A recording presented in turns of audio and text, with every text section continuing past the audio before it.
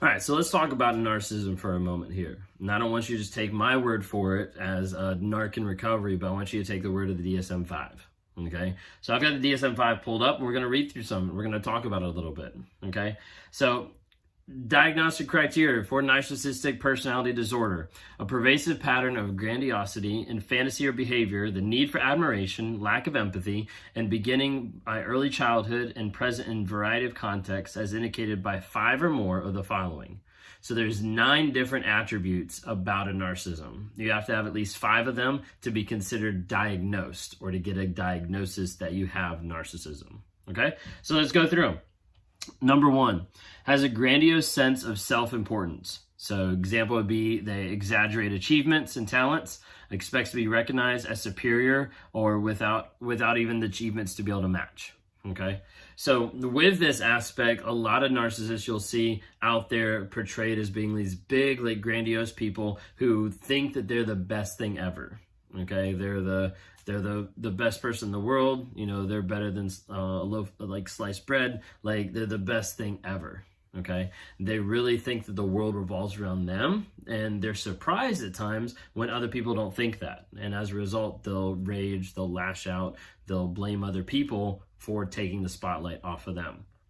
There's a lot of different types of narcissists, a lot of different variables of, you know, being overt, being covert, being vulnerable, being the victim. There's all these different types in one sense, but at the core of it, a lot of times is the idea of their ego and thinking that they're way better than everyone else out there, even if they have nothing to show for it or nothing to prove for it. Second one, is preoccupied with fantasies of unlimited success, power, brilliance, beauty, or ideal love. Sometimes this is stuff that a narcissist is seeking out, is thinking about, or is just fantasizing to the point where it consumes them in different aspects. Like they want to have power, and a lot of times that'll show when they have power over people. They want to, you know, find ideal love. So as a result, they'll continue to go from person to person to person because their version of ideal love typically has themselves at the center, and that's why ideal love won't work in that aspect. They'll think about like how brilliant they are or how amazing they are, and they'll keep having these fantasies and thoughts that'll keep compelling them back to having that high ego. Number 3, believes that he or she is special and unique and can only be understood by or should associate with other special or high status people or institutions. So this is kind of like that entitlement idea where like I'm on a certain level and I'm only going to interact with other people that are on my level. So let's give you a couple of examples. And some of these are from people that I've talked to, people I've interacted with. There is one person who was going to a fundraiser function where they were setting up Christmas trees, okay? And they were there setting up Christmas trees, and one of the things they need to do when you set up a Christmas tree is to, you know, take all the branches and kind of flock all the branches so that it's either covered with snow or that they're all like spaced out just right so it looks like a tree, not just a piñata, okay? And so when they're there, the person looked at everybody else and being like, I'm not going to do that. I'm going to go do something else. I'm going to leave that to you people. Okay? That sense of entitlement, that sense of an idea of I am special, I am unique, and I'm not going to lower myself to your status. I'm not going to lower myself to whatever's going on. Oftentimes you'll see this in like a work environment as well, where another person is very degrading to other people and thinks that they're the smartest person in the room. So they'll look at everyone else and be like, you guys are just stupid. Like, I am way more intelligent. I'm way more attractive. Like, whatever it might be, that a lot of times they're going to slide that direction and they're going to think that. Okay? Number 4 on here, so 4 out of 9, requires excessive admiration. So this goes back to the ego, and this goes back even deeper inside to the narcissist's shame and insecurity, and as a result, they're going to require an excessive amount of admiration. This is why oftentimes they're looking for other people, whether that's a new partner or whether that's someone to cheat with, because they're looking for someone that doesn't know the complete them, that doesn't know everything that they're going through or how they're attacking or coming at other people, and is looking for someone that is just literally going to come alongside and adore them. Like, make them feel like they're the best person on the planet. Really just like serve them. Think of them as like the king, and they just have to bow down and worship them. Like, that's literally sometimes how far it goes, where they want and they need that excessive admiration. Okay. Number 5, has a sense of entitlement. Unreasonable expectations of especially favorable treatment or automatic compliance with his or her expectations. Okay, this one here is the idea with that sense of entitlement of, I deserve this, you deserve to be underneath me, I deserve something while you deserve nothing. Okay, it comes underneath that idea of unreasonable expectations. So doesn't matter what your expectations are, my expectations are this. So for instance, I should have control of looking through your phone, but don't you dare touch my phone. I should know where you are 24/7, but don't you dare question me where I was the past 24 hours. I should know your location. I should know what you did. I should be able to keep track of your time going back and forth to the store, and you shouldn't question me when I take 2 hours to go get a soda. This is the idea of the sense of entitlement. Oftentimes as well, it also has the idea of the automatic compliance with his or her expectations.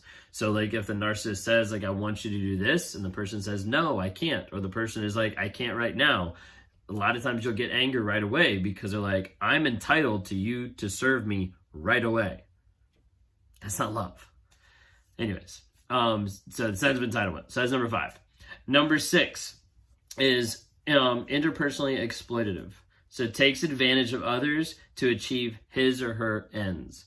So this is where we start getting the idea of gaslighting, manipulation, love bombing, all these type of characteristics that kind of fall under this, where someone is actually exploiting other people by using praise, adoration, gifts to be able to get something from the other person, to be able to get the other person to do things for them, or to feel better about themselves by having someone continue to come back to them for them to get a supply.